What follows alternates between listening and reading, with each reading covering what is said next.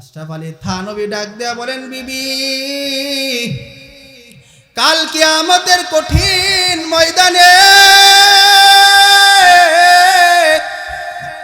আমি আশরাফ আলী থানভী যদি আল্লাহর দরবারে ধরা খেয়ে যাই, যদি আল্লাহ বলে আশরাফ আলী রে, তোর কোনো দোয়া, তোর কোনো আমল কবুল হয় নাই, যা জাহান্নামে যা, সেদিন আমি মালিকের আদালতে কিবরিয়ার মধ্যে বলবো, মালিক, আমার জীবনের কোনো আমল যদি কবুল নাই হয়ে থাকে, দেখেন তো ওই যে চাঁদনি রাতে আমি আমার স্ত্রীর সঙ্গে একবার দৌড়াদৌড়ি করছিলাম, আমার স্ত্রী জয়ী হয়েছে, দ্বিতীয়বার দৌড়াদৌড়ি করেছি, আমি জয়ী হয়েছি, দেখেন তো এই দৌড়াদৌড়ির আমলটা আপনার হাবিব আর আম্মাজান আয়েশা সিদ্দিকার আমলের সাথে মিলে কিনা, যদি মিলে থাকে আপনার হাবিবকে আর আম্মাজান আয়েশাকে যেইভাবে আপনি নাজাত দান করবেন, জান্নাতি বলে ঘোষণা করবেন, আমার এই দৌড়াদৌড়ির আমলটা নবী আর আয়েশার সিদ্দিকার আমলের সাথে মিলানোর কারণে আমাকেও আপনি দয়া করে মায়া করে ক্ষমা করে দিয়ে জান্নাত দান করেন। মুসলমান বাবাজিরা একটু মনোযোগ দিয়া খেয়াল করে শোনেন, যেই না মক্কার কাফের মুশরিকরা আল্লাহকে পাবার জন্যে তাদের মন গড়া পদ্ধতি অনুযায়ী শরীরের সমস্ত কাপড় চোপড় খুলে উলঙ্গ হয়ে যখন তোয়াফ করা শুরু করলো আল্লাহকে পাবার জন্যে, আল্লাহ জানায়া দেন, নবী হে, ওদেরকে আপনি জানায়া দেন, এইভাবে মন গড়া পদ্ধতিতে আল্লাহকে পাওয়া যায় না, আল্লাহকে পাওয়ার জন্য নির্দিষ্ট একটা পদ্ধতি আছে। মুসলমান বাবাজিরা মন খুলে কান খুলে মনোযোগটা লাগায়া দেন, কি সেই পদ্ধতি? আল্লাহর নবী সাল্লাল্লাহু আলাইহি ওয়াসাল্লামকে উদ্দেশ্য করে আল্লাহ পাক রব্বুল আলামিন কুরআনে কারীমের এই আয়াতের মধ্যে জানায়া দেন, নবী হে, আপনার উম্মতদেরকে জানায়া দেন, দুনিয়ার সব মানুষদেরকে জানায়া দেন, যদি তোমরা আল্লাহকে পেতে চাও, আল্লাহকে ভালোবাসতে চাও, মন গড়া পদ্ধতি অনুযায়ী আল্লাহকে ভালোবাসা যায় না, বরং আল্লাহকে ভালোবাসতে হলে তাদেরকে জানায়া দেন, ফাত্তাবিউনি, তারা যেন আপনি নবীকে অনুসরণ করে। আল্লাহকে ভালোবাসতে গেলে শরীরের মধ্যে লাল শালু লাগায়া, মাথার মধ্যে জট লাগায়া আল্লাহকে ভালোবাসা যায় না। আল্লাহকে ভালোবাসতে হলে নির্দিষ্ট একটা পদ্ধতি আছে, সেই পদ্ধতির নাম হলো নবীকে অনুসরণ করা। নবী হে, আপনি আপনার উম্মতদেরকে জানায়া দেন, তারা যদি আপনাকে অনুসরণ করে আমি আল্লাহকে ভালোবাসতে পারে, আমি ঘোষণা দিলাম তাদেরকে দুইটা পুরস্কারে পুরস্কৃত আমি করব। এক নাম্বার পুরস্কার হলো আমি স্বয়ং আল্লাহ আপনার ওই উম্মতকে ভালোবাসবো। আল্লাহ জানায় দেন, ইউহিব্বুকুমুল্লাহ, নবী হে, জানায় দেন, আপনার মাধ্যমে আপনাকে ভায়া করে, আপনাকে ওসিলা করে, আপনার জিন্দেগি ফলো করে, আপনাকে অনুসরণ করে আপনার কোনো উম্মত যদি আমাকে পেতে চায়, আমাকে ভালো তো বাসা হবেই, পুরস্কার হিসাবে আমি আল্লাহ তাকে ভালোবাসবো। হে নবী, আপনার উম্মতকে জানায়া দেন, শুধু তাই নয়, আমি শুধু ভালোবাসবো না, বরং যে কিনা আপনাকে অনুসরণ করে আমি আল্লাহ পর্যন্ত পৌঁছতে চাবে, ওয়াগফির লাকুম যুনুবাকুম, আমি ঘোষণা দিয়ে দিলাম আপনার ওই উম্মতের জিন্দেগির সব গুনাহগুলো আমি আল্লাহ কুদরতি ভাবে মাফ করে দিব। কেন মাফ করবেন না? আল্লাহু গফুর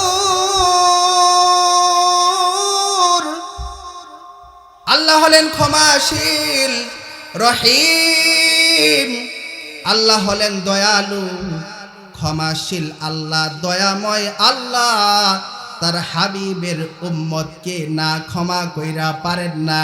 শুধুমাত্র ওসিলা দেখেন নবীকে অনুসরণ করে আল্লাহকে একটু ভালোবাসলে তার জিন্দেগির সব গুনাহগুলো মাফ করে দিবেন। এই আয়াত থেকে আমরা বুঝতে পারলাম, খেয়াল করেন, যদি আল্লাহকে ভালোবাসতে চাই মন গড়া পদ্ধতি অনুযায়ী ভালোবাসা যাবে? কথা বুঝতেছেন? মন গড়া পদ্ধতি অনুযায়ী আল্লাহকে ভালোবাসা যাবে না। আল্লাহকে ভালোবাসতে চাইলে পদ্ধতি হলো নবী মুহাম্মাদুর রাসূলুল্লাহকে অনুসরণ করতে হবে। নবীকে অনুসরণ করতে পারলে নবীর অনুসরণ মানে আল্লাহকে ভালোবাসা। বলেন সুবহানাল্লাহ। এবার আরেকটা হাদিস শুনেন। قال النبي صلى الله عليه وسلم لا يؤمن أحدكم حتى أكون أحب إليه من والده وولده والناس أجمعين।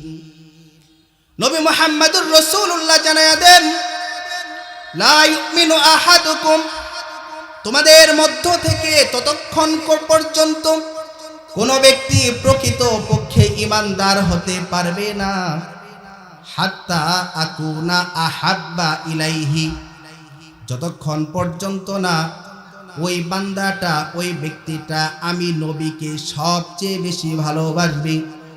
কার চেয়ে? মিওয়ালিদিহি, তার পিতামাতার চেয়ে আমি নবীকে বেশি ভালোবাসবে।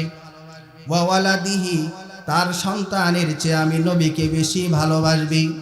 ওয়ান্নাসি আজমাইন, দুনিয়ার যত মানুষ আছে সব মানুষের চেয়ে আমি নবীকে বেশি ভালোবাসবে।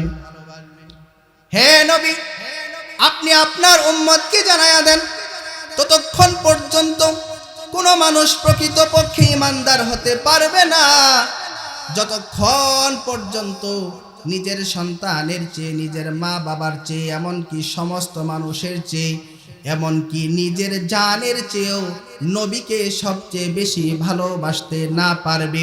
যত বড় বড় কথাই বলুক, ততক্ষণ পর্যন্ত সে প্রকৃত পক্ষে ঈমানদার হতে পারবে না। সাহাবীদের অবস্থা হলো এমন। হযরত খালিদ রাদিয়াল্লাহু তাআলা আনহু, তার বাপ কাফের, সে অসুস্থ। সে বলতেছে, আল্লাহ যদি আমাকে, ওরাও তো আল্লাহ মানতো কাফেররা, কিন্তু অনেকগুলো আল্লাহ, বলতেছে আল্লাহ যদি আমাকে সুস্থ করে তাহলে মুহাম্মদ যেই আল্লাহর কথা বলে ওই আল্লাহর ধর্মকে আমি পৃথিবী থেকে বিলুপ্ত করে দিব। বলেন নাউজুবিল্লাহ। এবার সন্তান খালেদ এবার আল্লাহর কাছে দোয়া করে, আল্লাহ, আমার বাবা বলছে সে নাকি সুস্থ হইলে আমার নবীর ধর্মকে বিলুপ্ত করে দিবি। আমি নবীর সাহাবী হিসাবে বাবার বিরুদ্ধে অবস্থান নিলাম। আপনি আমার বাবারে সুস্থ কইরেন না, কারণ আমার বাবা সুস্থ হইলেই তো ইসলামের বিরোধিতা করবে। ইতিহাস সাক্ষী, ওই যে তার বাবা অসুস্থ হয়েছে আর সুস্থ হয় নাই, ওই অসুস্থ অবস্থায় দুনিয়া থেকে চলে গেছে, জাহান্নামের আসামি হয়ে দুনিয়া থেকে বিদায় নিছে।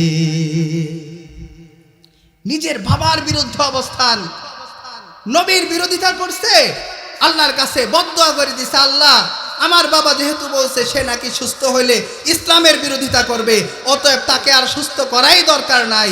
ইতিহাস লিখে ওই অসুস্থতা অবস্থায় সে মারা গেছে, জাহান্নামের কীট হয়ে সেই দুনিয়া থেকে বিদায় গ্রহণ করছে।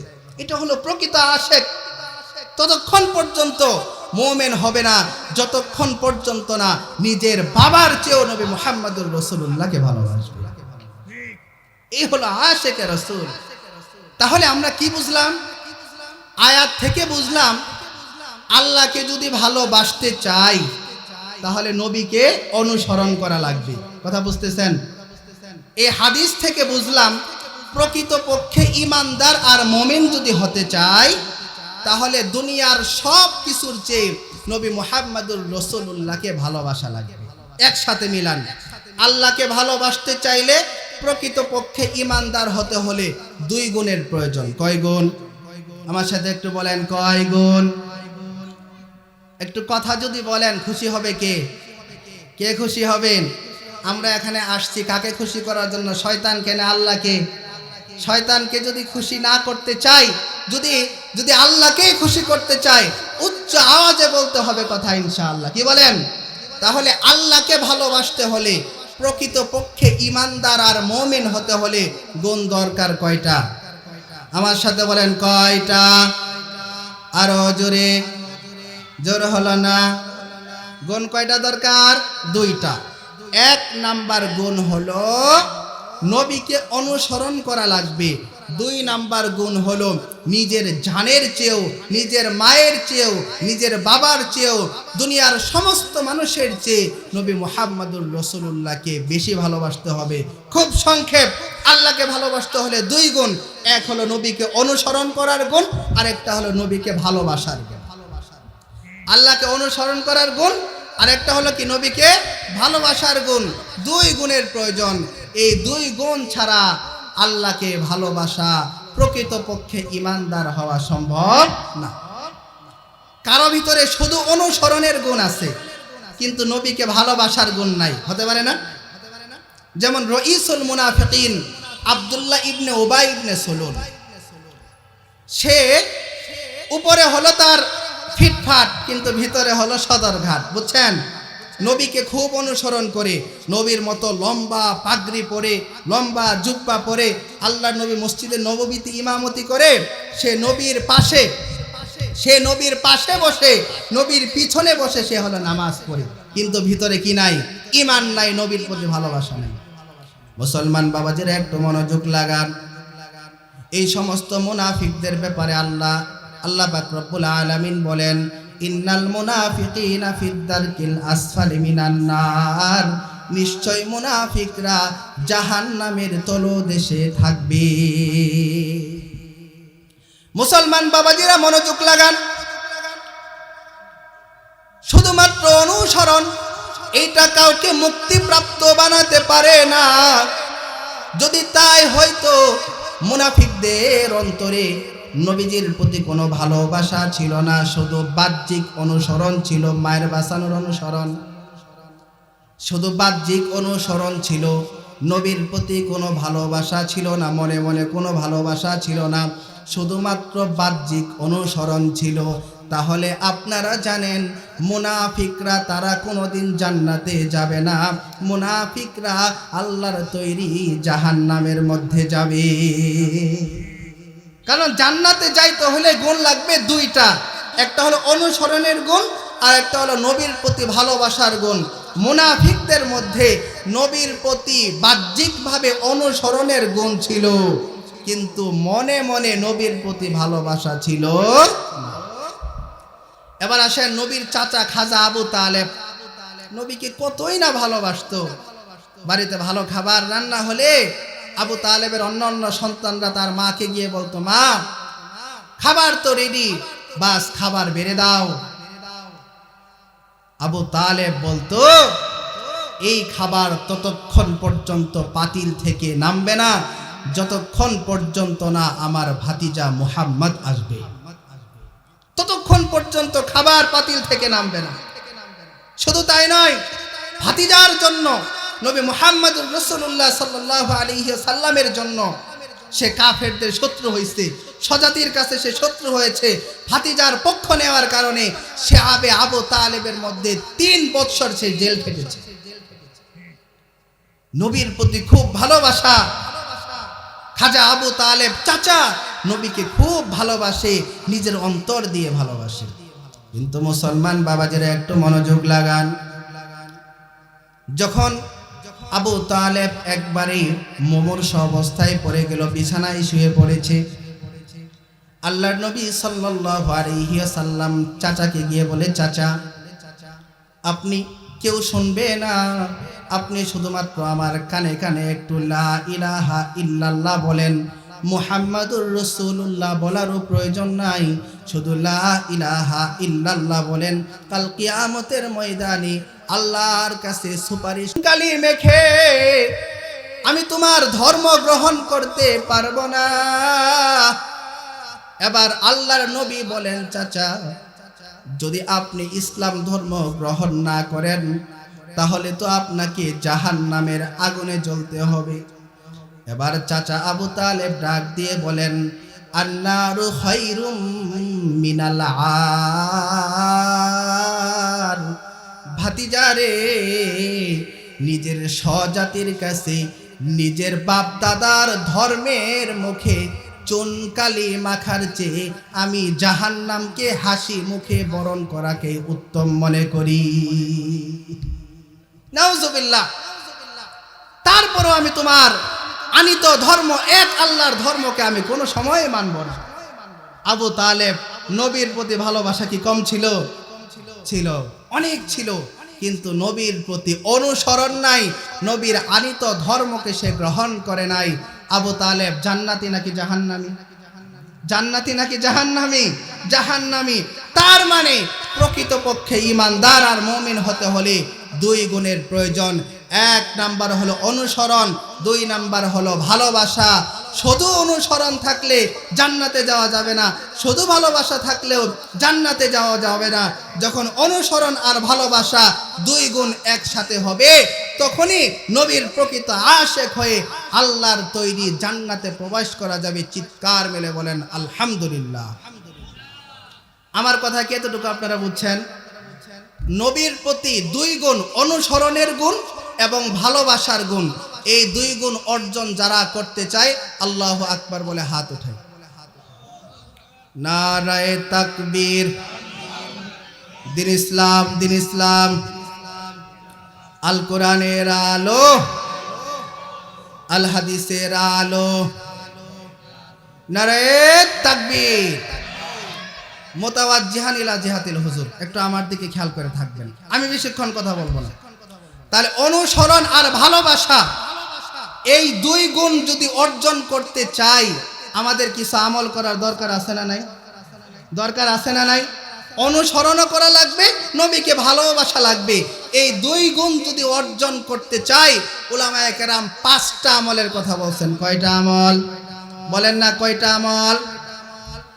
মুসলমান বাবাজিরা একটু খেয়াল করেন। পাঁচ আমলের এক নাম্বার আমল হলো প্রতি সোমবারে রোজা রাখা। এক নাম্বার আমল কি? প্রতি সোমবারে রোজা রাখা।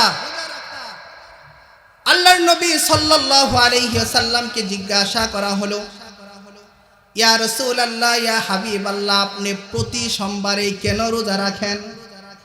নবী মুহাম্মদুর রাসূলুল্লাহ জানায়া দেন, প্রত্যেক সোমবারে আমি দুই কারণে রোজা রাখি।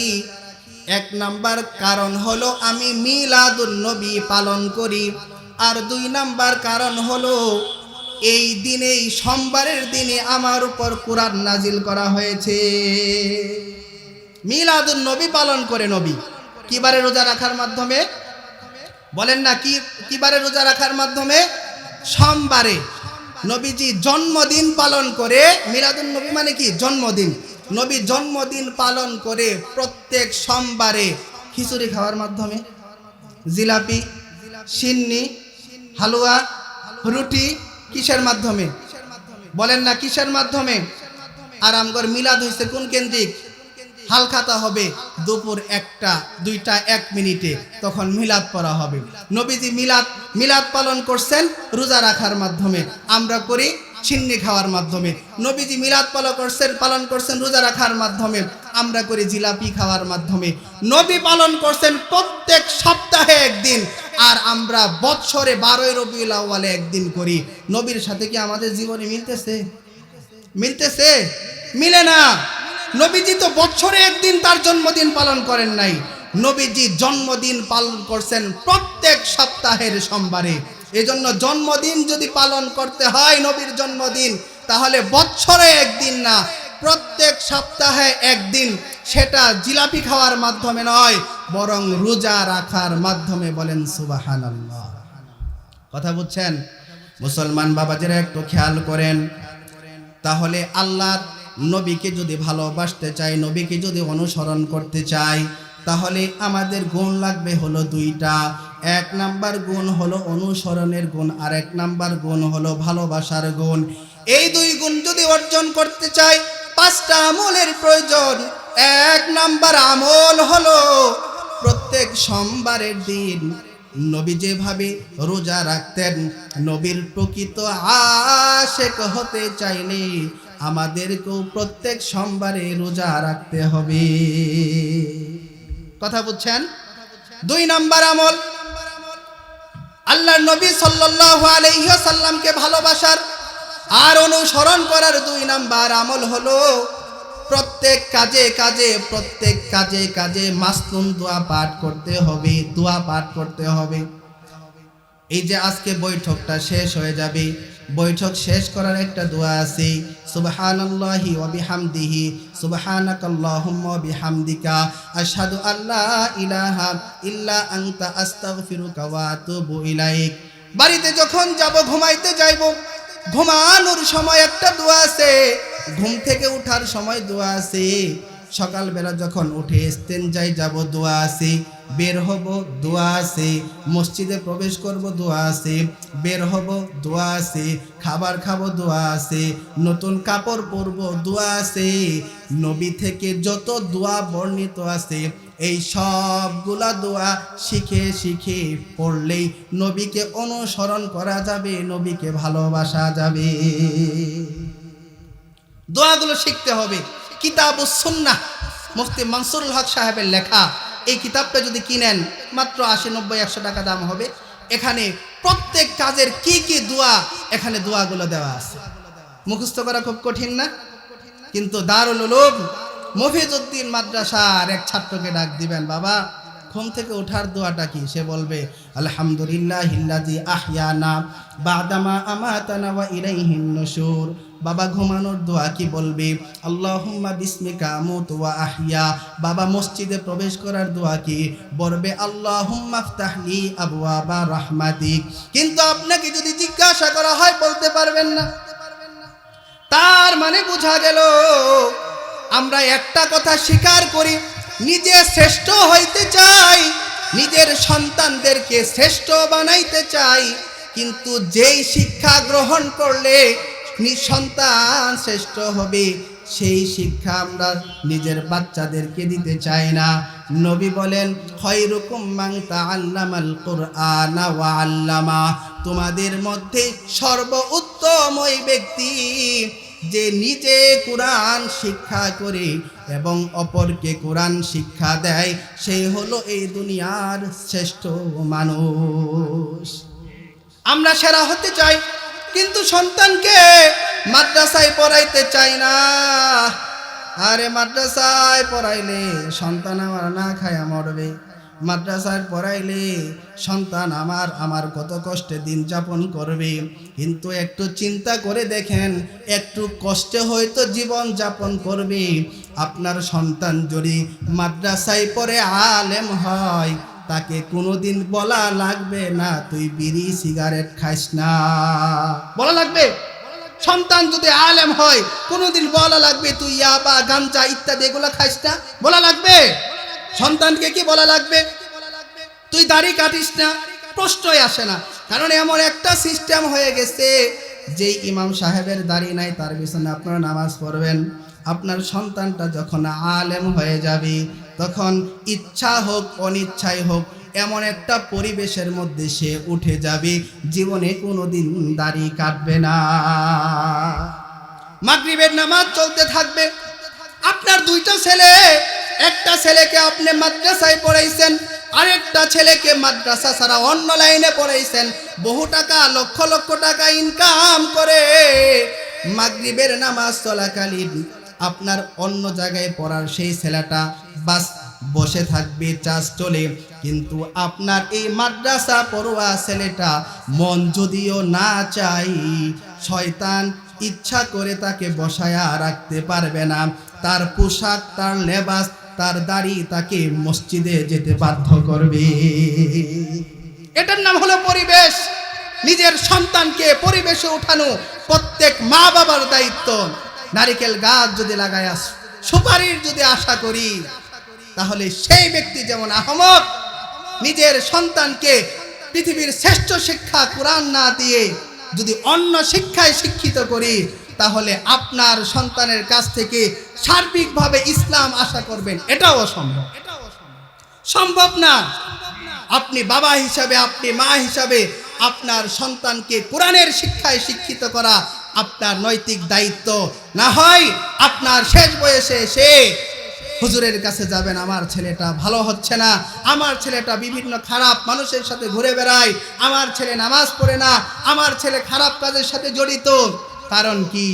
আপনি নারিকেল গাছ লাগায়া সুপারির আশা করছেন, আপনি কোরআনের শিক্ষা শ্রেষ্ঠ শিক্ষা না দিয়ে অন্য শিক্ষা দিছেন, এই জন্য আপনার সন্তানের অবস্থা খুবই খারাপ। বলবেন আলেমরা কি খারাপ হয় না? হয় খারাপ। হাতে গোনা কয়েকজন, কোন আলেম এমন পাবেন না যে আলেম বছরকে বছর নামাজ পড়ে না। হতে পারে 2-1 ওয়াক্ত কাজা হয়ে গেছে, বছরকে বছর নামাজ পড়ে না, এমন কোন আলেম পাবেন না। কিন্তু আপনার অনেক সন্তান এমন পাবেন যে বছরে নামাজ পড়ে মাত্র 2-4 দিন, শুক্রবার, ঈদের দিন জানাজার নামাজ, এতটুকুই পর্যন্ত। তাহলে নিজের সন্তানকে আমলদার যদি বানাইতে চাই, নিজের সন্তান যদি চাই আমি যখন মরে যাব আমার কবরের পারে দাঁড়ায়া পড়বে, রব্বির হামহুমা কামা রব্বায়ানি সগীরা। একটু খেয়াল করেন, আমি আলেম হইছি, আমার মতো অনেক মানুষ আলেম হইছি। জুমার দিন যখন হাতটা উঠাই, যখন পড়ি রব্বির হামহুমা কামা রব্বায়ানি সগীরা, মসজিদে 1টা বাজে ঢুকি, 2টা বাজে বের হই। আর আপনার সন্তান যেটাকে আলেম বানান নাই, সে যদিও জুমার দিন ঢুকে, অনেক সন্তান এমন আছে ইমাম সাহেবের বয়ান যখন শেষ, খুতবা চলতেছে তখন ঢুকবে। যদি মুনাজাতে একটু দেরি হয়, হুজুরের দোষ বলার অভাব না, কবরে শুয়ে যাবেন। আলেম তার বাবার জন্য মন খুলে পড়বে, রব্বির হামহুমা কামা রব্বায়ানি সগীরা। আর তখন আপনার সন্তান বলবে, হুজুর এত লম্বা মোনাজাত করে কেন? পার্থক্যটা এই জায়গায়, দুনিয়াতে একটু কষ্ট হইলেও আপনার সন্তান আলেম হলে কিয়ামত পর্যন্ত এই ধারাবাহিকতা থাকবে। আপনি কবরে শুয়ে সেই সুফল ভোগ করতে থাকবে। আর আলেম না হয়ে যদি অন্য লাইনে যায়, লক্ষ লক্ষ টাকা ইনকাম করবে, আপনাকে দুনিয়াতে হয়তো সুখ দিবে, বাস এতটুকুই যথেষ্ট। আর শবে বরাতে একটু স্মরণ করবে, জুমার দিন একটু স্মরণ করবে। আর যদি আলেম হয়, আমরা দিনে যে কত জায়গায় কতবার দোয়া করি আর পড়ি রব্বির হামহুমা কামা রব্বায়ানি সগীরা। এটাই হলো সন্তানকে আলেম বানানোর সুফল। সন্তানকে আলেম বানাইলে কবরের জগতে অনন্তকালের জন্য শান্তিতে থাকা যাবে। মানি এই কথা, মুখ দিয়ে বলি যে হ্যাঁ শ্রেষ্ঠ সন্তান বানাইতে চাই, কিন্তু শ্রেষ্ঠ শিক্ষা কোরআন আমরা দিতে চাই না। এজন্য আজকে নিয়ত করা লাগবে, আমি আমার সন্তানকে আলেম বানাবো। সন্তান নাই, নাতিকে বানাবো।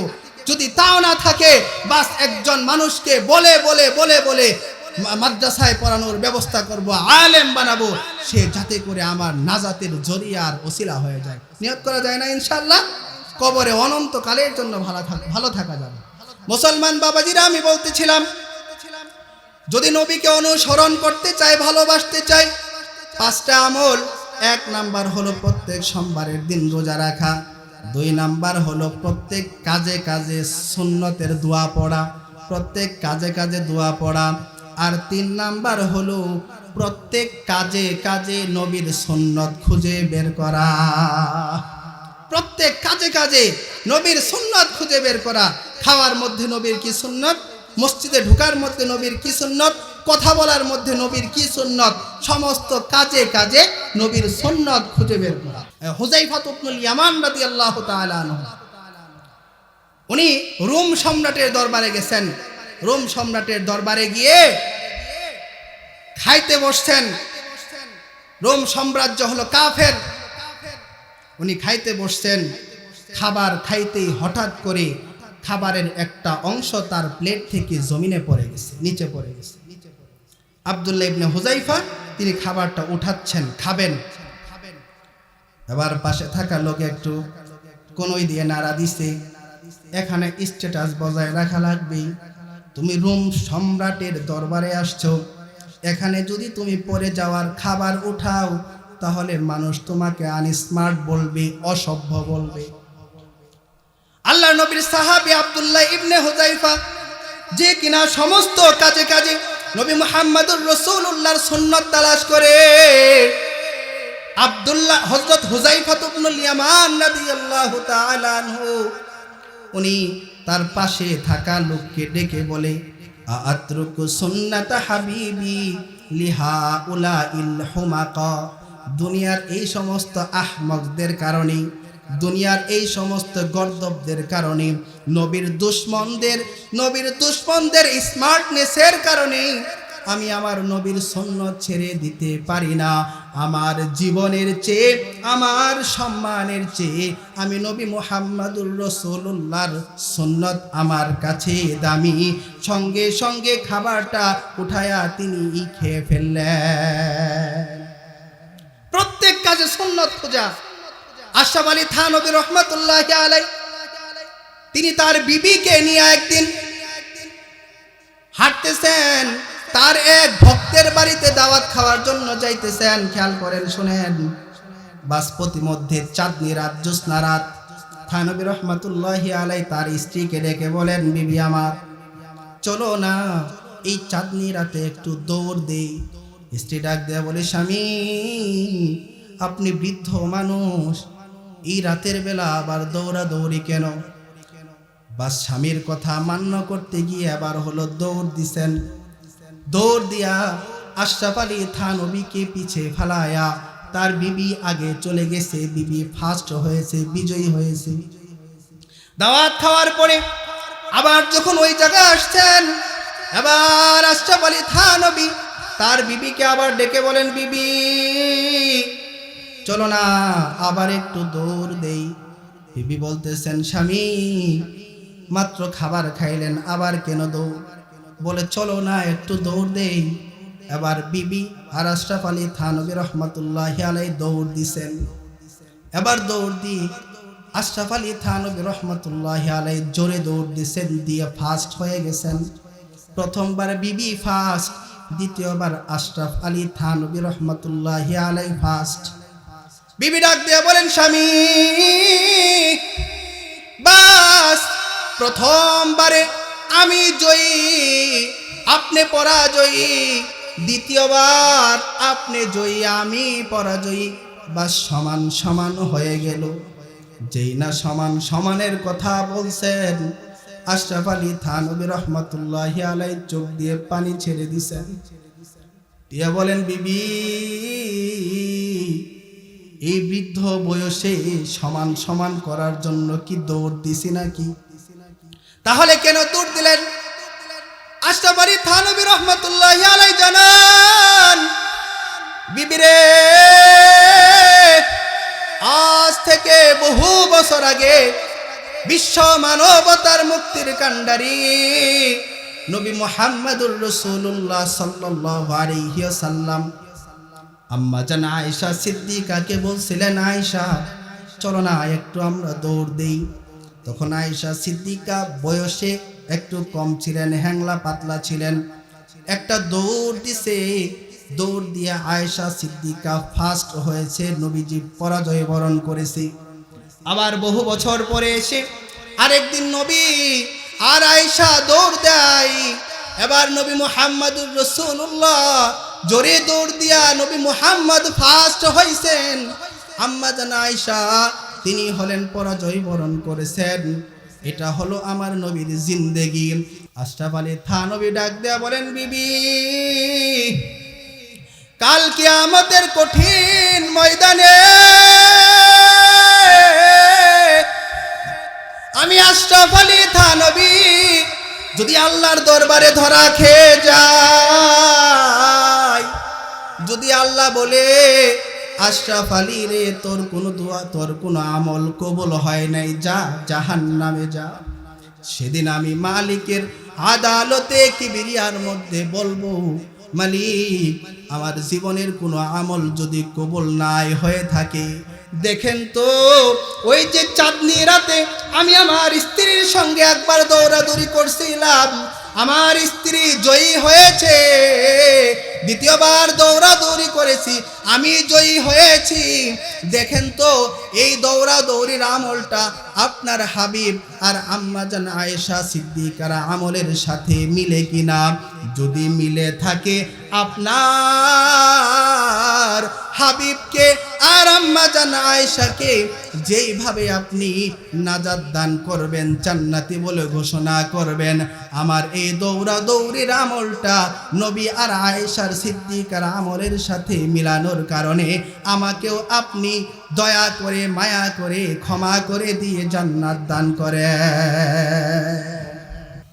এই হলো সাহাবী, এই হলো সাহাবীদের জীবনী, তাবেঈনদের জীবনী, আল্লাহর ওলিদের জীবনী। প্রত্যেকটা কাজে কাজে কাজে কাজে নবী মুহাম্মদুর রাসূলুল্লাহর সুন্নতকে অনুসরণ করি আর নিজের জীবনটাকে সাজাইতে চাই। মুসলমান বাবাজিরা, আমি বলতেছিলাম, যদি নবীকে অনুসরণ করতে চাই আর নবীকে যদি ভালোবাসতে চাই, আমল হলো 5টা। 1 নাম্বার বলছিলাম সোমবারে রোজা রাখা, 2 নাম্বার বলেছিলাম প্রত্যেক কাজে কাজে নবীর শিখানো দোয়া পড়া, 3 নাম্বার বলেছিলাম প্রত্যেক কাজে কাজে নবীর সুন্নত অনুসন্ধান করা, আর 4 নাম্বার হলো বেশি বেশি করে নবীজির জীবনী পড়া, সিরাতে মুস্তাফা পড়া, সিরাতে খাতামুল আম্বিয়া পড়া, আর রহিকুল মাখতুম পড়া, নবীজির এই সমস্ত সিরাত নবীজির জীবনীর বইগুলা পড়া। যদি পড়তে না জানি তাহলে মোবাইলে ডাউনলোড দিয়ে নবীর জীবনীগুলা শোনা, নবীর জীবনীগুলো শোনা।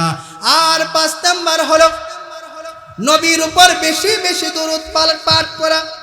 আল্লাহর নবী সাল্লাল্লাহু আলাইহি ওয়াসাল্লাম বলেন, মান সাল্লা আলাইয়া ওয়াহিদাতান সাল্লাল্লাহু আলাইহি আশরা, যে ব্যক্তি আমার উপর একবার দরুদ ও সালাম পাঠ করবে, স্বয়ং আসমানের মালিক বিশ্ব জগতের প্রতিপালক আল্লাহ ওই উম্মতের উপর 10টি রহমত নাজিল করবেন।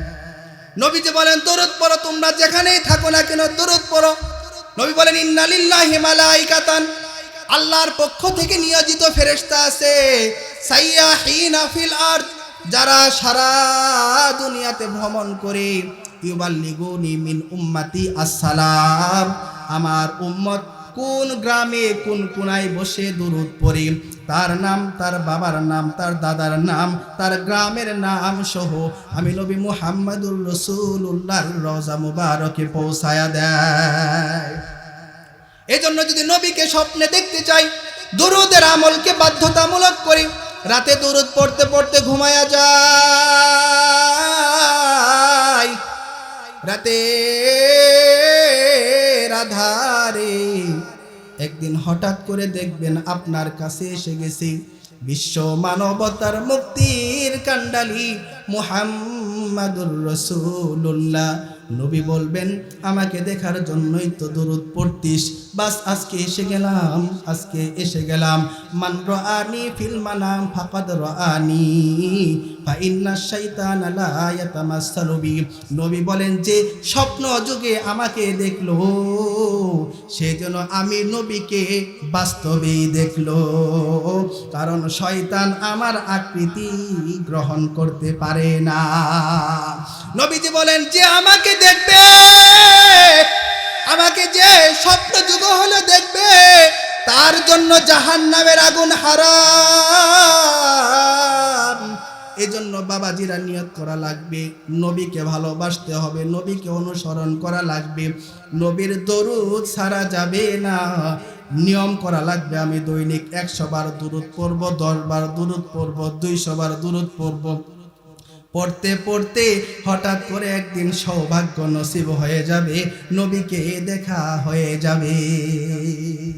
এই জন্য অনুসরণ আর ভালোবাসা, এই 2 গুণ অর্জন করতে হলে 5টা আমলের কথা বললাম। 1 নাম্বার বললাম হলো প্রত্যেক সোমবারের দিন রোজা রাখা, 2 নাম্বার বললাম হলো মাসনুন দোয়া পড়া, 3 নাম্বার বললাম সুন্নত খুঁজে খুঁজে আমল করা, 4 নাম্বার বললাম নবীজির জীবনী পড়া অথবা শোনা, 4 নাম্বার বললাম বেশি বেশি দরুদ পড়া।